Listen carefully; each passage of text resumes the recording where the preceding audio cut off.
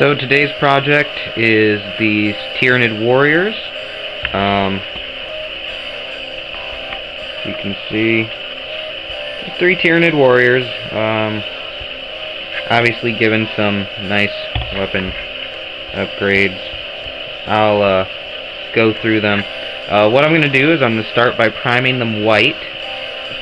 Now I know that's going to sound odd to some people. I'm going to be using Skull White today, this red oxide, this yellow orange azo. I'm also going to be using my titanium white ink. Let me make sure I grab all the things I need. See, I'm a little out of sorts right now, but that's okay. This scorpion green, small amounts. Chaos black, blood red, and where did I set it? Naphthol crimson. Actually, it's naphthol, but naphthol crimson. I'm going to be using these paints essentially for the models. Also just plain yellow oxide. Some deep violet. And make sure that I don't forget anything, because I probably have. And this neon orange. Now, I know this seems like an odd set of colors. Also, this transparent persimmon. Alright, so I'm going to start by basing these models in white, and go from there. I'll probably do some editing on this as I go through. Of course, you know, always make sure you have a water cup, and then decide what brush you're going to be using. I'm going to be using a set of hobby painter brushes as well as other brushes to get all this work done. So, I'm going to probably cut it here, and when you come back, you'll see more. As you can see, I got the white on. I've primed them up. I've added a little bit of texture to the bases, but not much, and painted over it. And we're going to keep going. I'll tell you all the fun as we go along. Stay with me. Blah, blah, blah, blah, blah.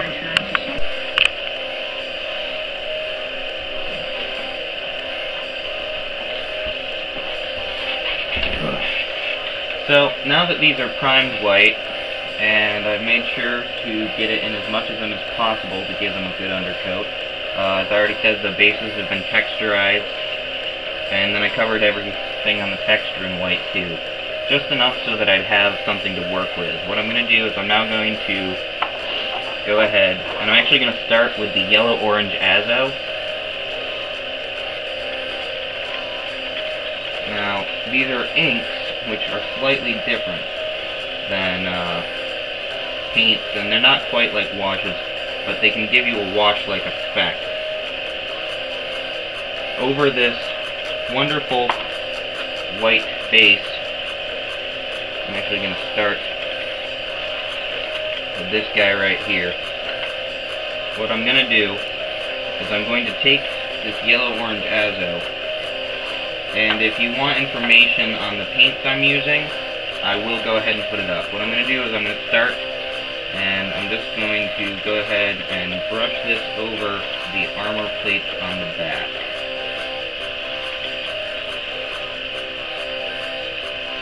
It's okay if it gets onto other joints than the ones I want to be painting, because I'm actually using a really thick brush. I want it to be a thick brush, though. Alright?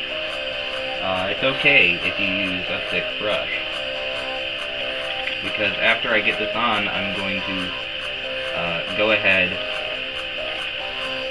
and use my water that I have at the side to actually dilute the orange azo right on the model while it's still wet. But I want to establish areas where obviously it's going to be a lot darker in this yellow.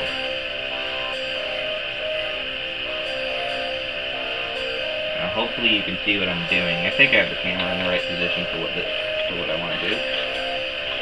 Who knows? If while I'm looking at this video in review before I post it up, if I realize you can hardly see what I'm doing, I apologize, but I'm going to still have to go with it because this is just how it's going to be. Now, I'm already getting yellow in my hands, I don't care.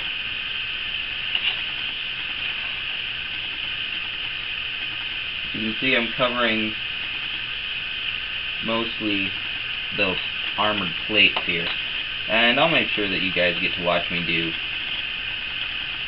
at least one of these guys nice and full. Now, as I said, I already realize I'm using a very thick brush to do this. I really don't mind. You can see, hopefully you can see that well. I've got it on there, and now what I'm going to do is I'm going to add some water.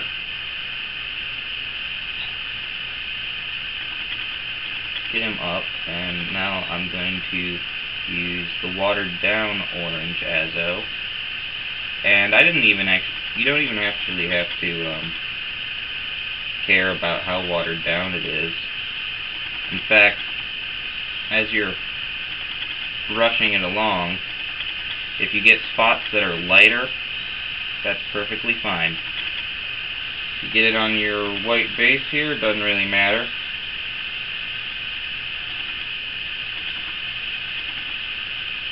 Because the base is going to be detailed up again afterwards.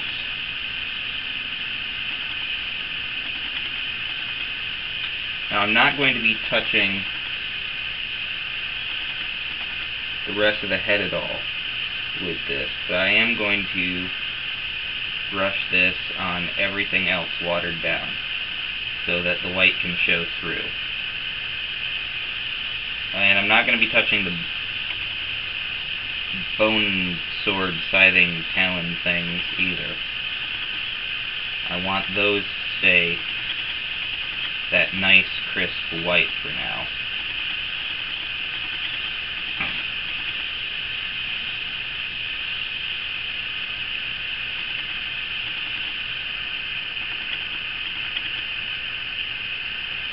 And as you can see, the technique I'm using is actually really, really simple. I'm not even concerning myself with anything other than getting the yellow watered down and then covering everything, except spots that I want to say a really nice pretty white.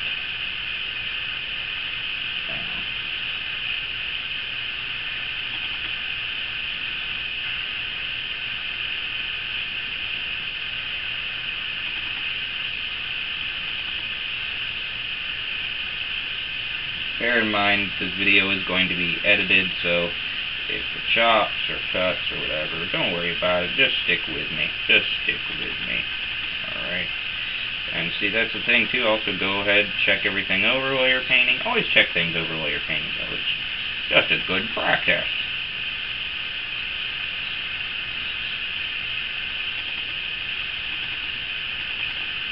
And get these other guys done up.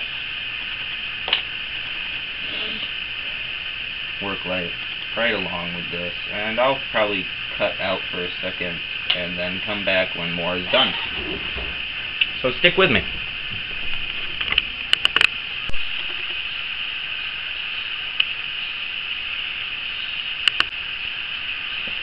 So as you can see, got these guys all covered in yellow. The next thing I'm going to be doing is I've mixed my yellow oxide with red oxide and yellow-orange azo. And then I'm going to go ahead and I'm actually going to detail these, but you can see some parts have been left quite white.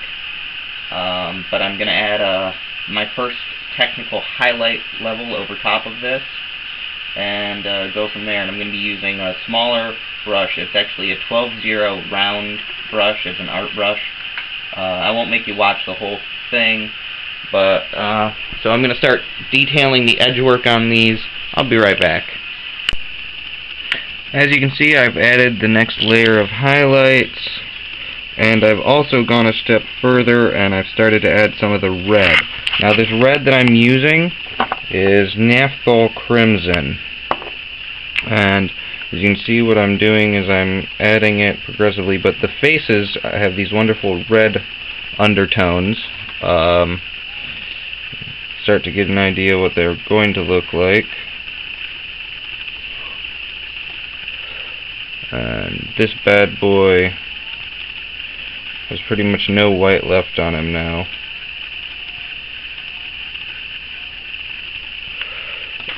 Obviously, right now they're still really yellow, and there's not a lot of color yet to them, but there's lots of color to them. But you don't see all the final levels. There's still a white base on this, but with light yellowing to it for the weapon. So, this is how they are right now.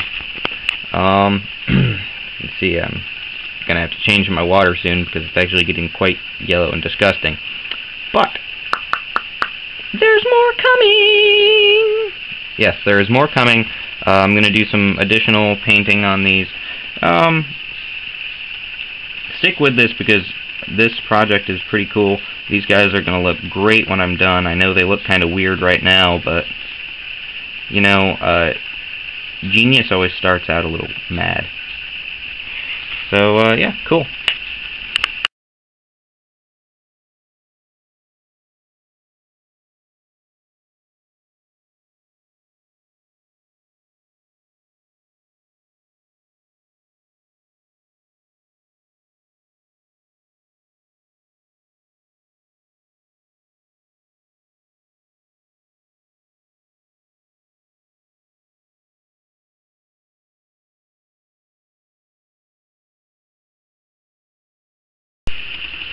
As you can see, what I've actually done is I've gone ahead and all those places that I painted, I've dry brushed over with small amounts of white.